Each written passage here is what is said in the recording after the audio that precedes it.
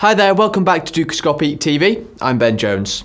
It's the start of another trading week, so on the line to share his forecast for the euro-dollar pair is Nicholas Ibish.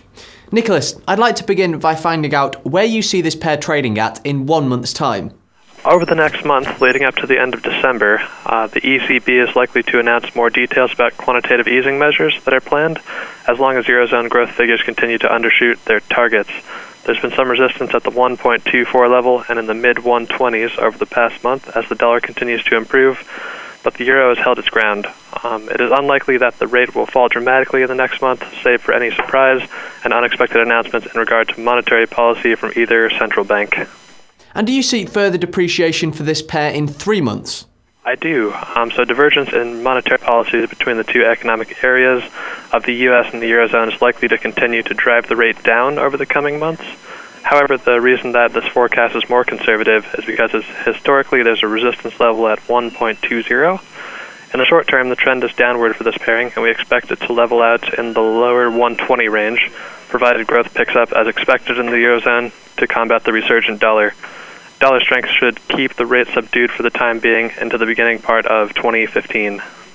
And finally, 12 months from now, what do you expect to see the euro-dollar pair trading at? Well, the rate has touched 120 twice over the last 5 years and has increased off that level. The difference with this instance is that the U.S. economy is stronger than it's ever been in the last 5 years since the U.S. recession, which will likely hold the exchange rate at these lower levels. However, this forecast is again more conservative than the 11% drop which has occurred with the rate over the last few months, because the dollar has appreciated so much so quickly. And it's unlikely that the same trend will continue for another year. It's just too steep. It is more likely that there will be some leveling out of the current trend, although it's expected to continue downward.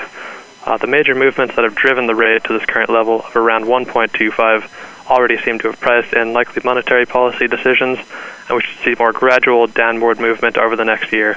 The exchange rate should remain stable, although it's likely to be trading at a lower level a year from now as interest rates slowly rise in the U.S. and the Eurozone economy stabilizes. Nicholas, once again, thank you for joining us.